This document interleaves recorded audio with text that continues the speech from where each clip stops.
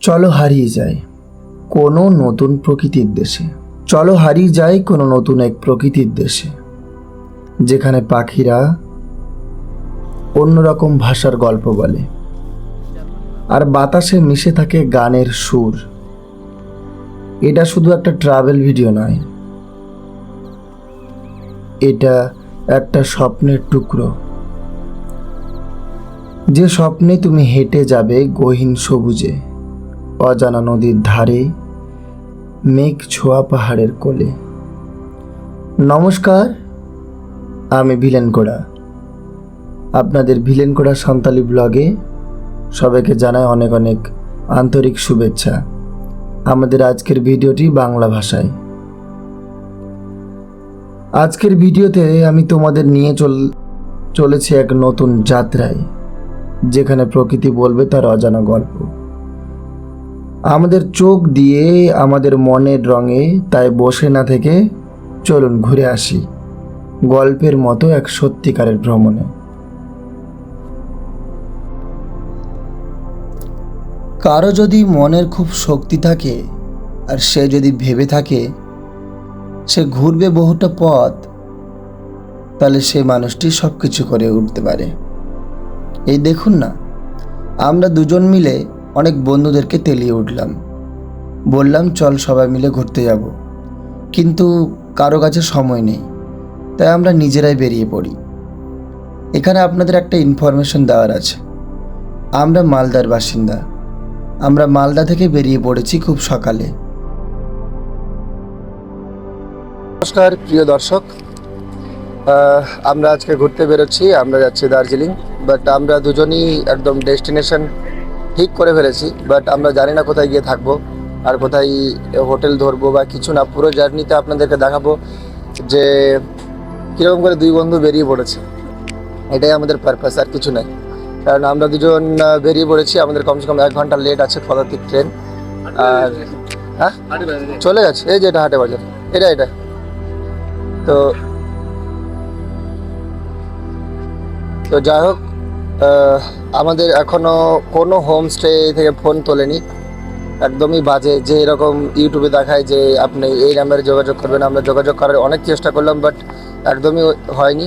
তো আমরা বেরিয়ে পড়ছি, আমরা ওখানে গিয়ে রুম খুঁজবো আর এখন কিছু খেয়ে নিচ্ছি, কারণ ওখানে গিয়ে কতটা কী হবে আই ডোন্ট নো, বাট সবাই স্টে টিউন থাকবেন। আর কি বলবো, আজকের এই জার্নিতে আমাদের সাথে থাকুন। ধন্যবাদ। আমাদের চ্যানেলটিকে সাবস্ক্রাইব করে দেবেন। ভিলেন কোড়া চ্যানেল আপনাদেরকে দেখাবে একটা নতুনভাবে দার্জিলিংকে, কারণ আপনারা সব কিছু ঠিক করে যান, বাট আমরা একদম সব কিছু একদম যত কিছু আমরা পদাতিক ট্রেনের উদ্দেশ্যে ধন্যবাদ উঠে পড়ি। কিন্তু এখানে দিক্কত এটাই যে আমাদের ট্রেন 1.5 ঘন্টা লেটে এসছে। তাও আমরা কোনো মতে সেখানে বসে পড়েছি গেটের কাছে। আর যাই হোক না কেন, আমরা ভাগ্যে এতটা বিশ্বাস না করলেও কিন্তু মন তো বলছে যে ভাগ্য বলে কিছু হয়, কারণ আমাদের তো অনেক সাথ দিয়েছে। এই দেখুন, যে জায়গাটা বসে আছি গেটের এখানে, বসে খুব আরাম। যদি আমরা সিটে বসতাম তাহলে হয়তো অনেক কিছুই মিস করতাম, কিন্তু এখান থেকে একটা জার্নিটিকে আমরা খুব উপভোগ করেছি। আমাদের জীবনের প্রথম সবথেকে বড় ট্রাভেল, বা এটা বলতে পারি যে আমার জীবনের সবথেকে বড় ট্রাভেল। আমি এর আগে কখনোই পাহাড় দেখিনি, তাই আমার জীবনে এটা খুবই স্বাভাবিক যে আমি একটু এক্সাইট বেশি। রাস্তায় যেতে যেতে আমাদের চোখে পড়লো অনেক সারি সারি চায়ের বাগান। এই চায়ের বাগানটা ঠিক কিষানগঞ্জ পার করতেই, নিউ জলপাইগুড়ি ঢুকতেই পাওয়া যায়। আমরা কিছুক্ষণের মধ্যেই দেখতে দেখতে সুন্দর এক প্রকৃতির দৃশ্য উপভোগ করতে করতে পৌঁছে গেলাম এনজিপি স্টেশন। তো এখন আমরা পৌঁছে গেছি। ধর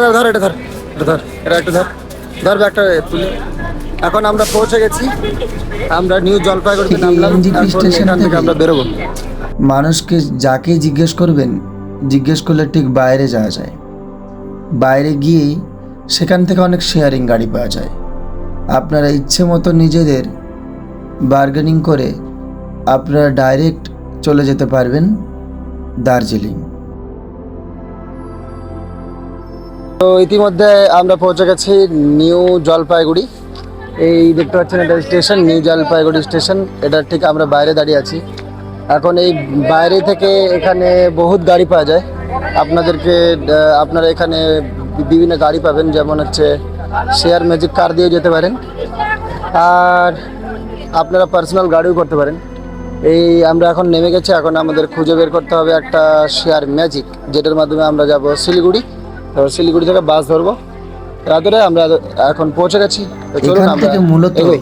আমরা মাত্র ঠিক করে এসেছিলাম আমরা প্রথমে যাব শিলিগুড়ি, কিন্তু এখানে এসে আমরা ডাইরেক্ট শিলিগুড়ি না গিয়ে আমরা চলে যাই দার্জিলিং। আর হয়তোবা এটাই আমাদের কাছে সুবিধা হয়েছে। আপনারা সিজন অনুযায়ী আসবেন। এখানে বহু মানুষ আছে যারা আপনাদেরকে ঠকাবে, বহু টুপিবাজ লোক আছে। আমরা কিছুক্ষণের জন্য আমাদেরকেও অনেক ধরনের তোপাবাজি গল্প বলছিল, বাট আপনাদের সবার জন্যই বলি, আপনারা বাইরে গিয়ে অনেক গাড়ি আছে তাদের সাথে কথা বলুন। আমাদের ভাড়া লেগেছিল পার হেড 350 টাকা করে। তো খুঁজতে খুঁজতে আমরা আবার একটা গাড়ি পেয়ে গেছি। এখান থেকে শেয়ারিং গাড়িগুলো পাওয়া যায়, বাট আমরা ভাবছিলাম শিলিগুড়ি যাব, এখন আমরা দার্জিলিং চলে যাচ্ছি।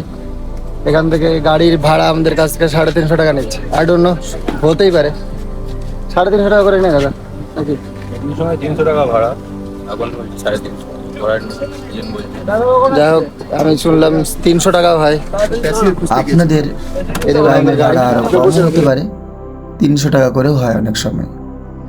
আমরা এই যে বড় স্টেশন দেখতে পাচ্ছেন, ঠিক এটার বাইরে এরকম গাড়ি অনেকগুলো আছে। ছোট ম্যাজিক গাড়ি থেকে শুরু করে অনেকগুলো গাড়ি। সেই গাড়ির মধ্যে আমরা চেপে উঠলাম।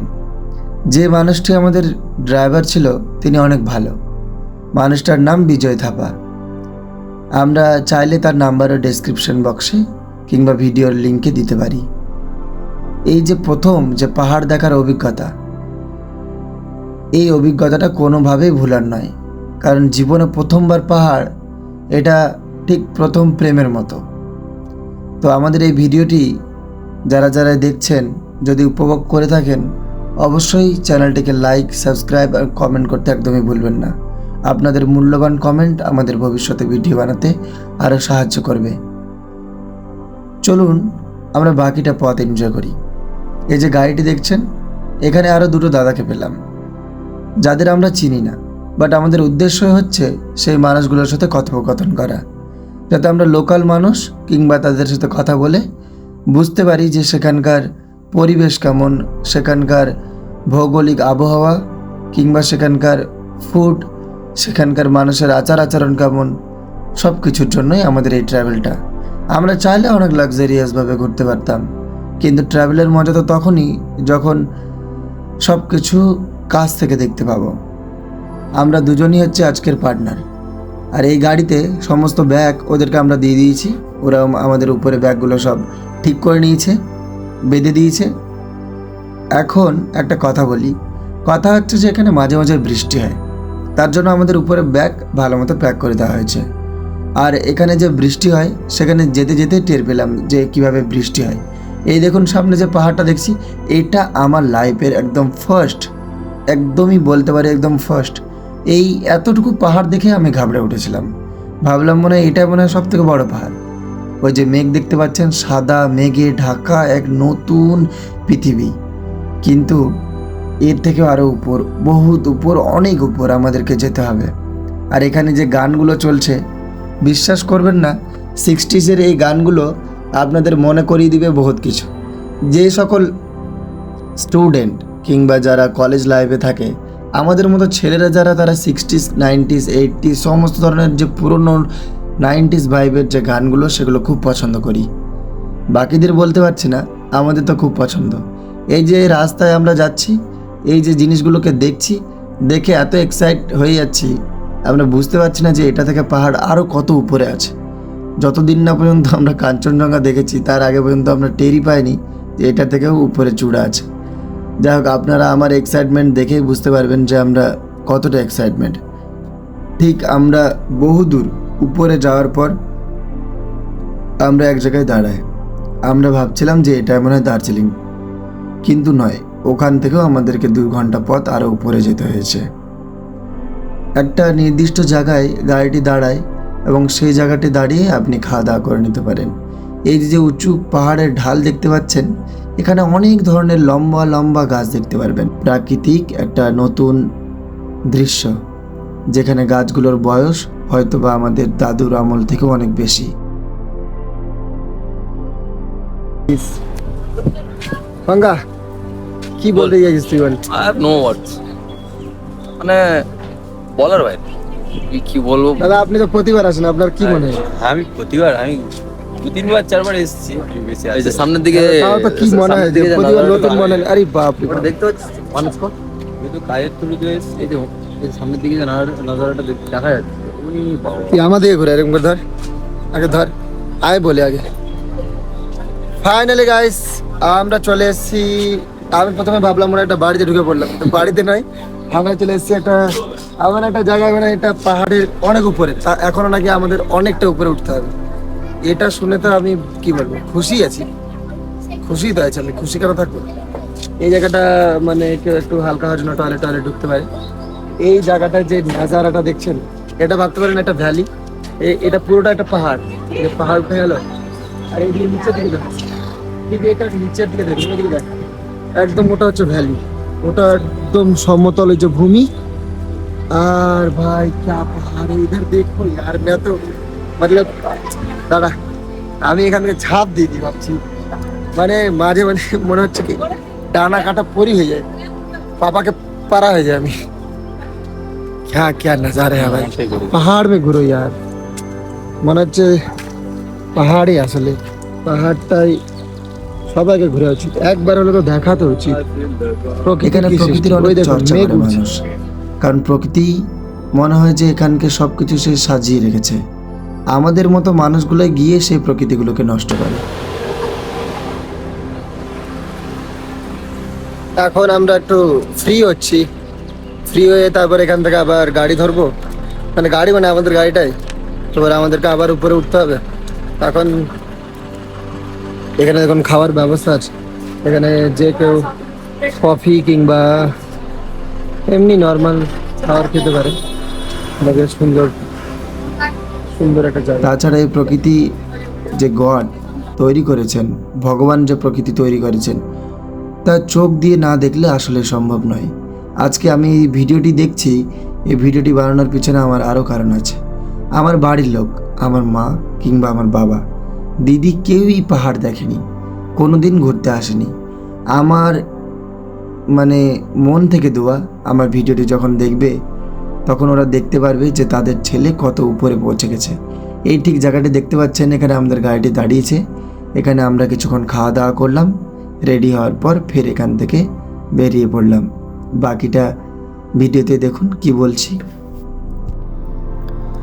আমাদের দার্জিলিং সিরিজের প্রথম এপিসোড 1 এখানেই শেষ। পরবর্তী এপিসোড দেখার জন্য চ্যানেলটিকে সাবস্ক্রাইব করে রাখতে পারেন। আমরা বাকি ভিডিওগুলোতে আপনাদের দেখাবো কি করে এই মেঘের রানী দার্জিলিং শহরে স্বল্প টাকায় কাটানো যায়। আমরা সেখানে 4 দিন কাটিয়েছি। আপনাদের দেখাবো সবথেকে সস্তার হোটেল কিংবা সবথেকে সুন্দর জায়গা। ধন্যবাদ। আজকের এই ভিডিওটি আপনাদের ভালো লেগে থাকলে অবশ্যই একটি মূল্যবান কমেন্ট করে যাবেন। আপনাদের ভালোবাসা আমাদের সাথে থাকলে আমরা অনেক দূর এগিয়ে যাব। Tata, love you, by.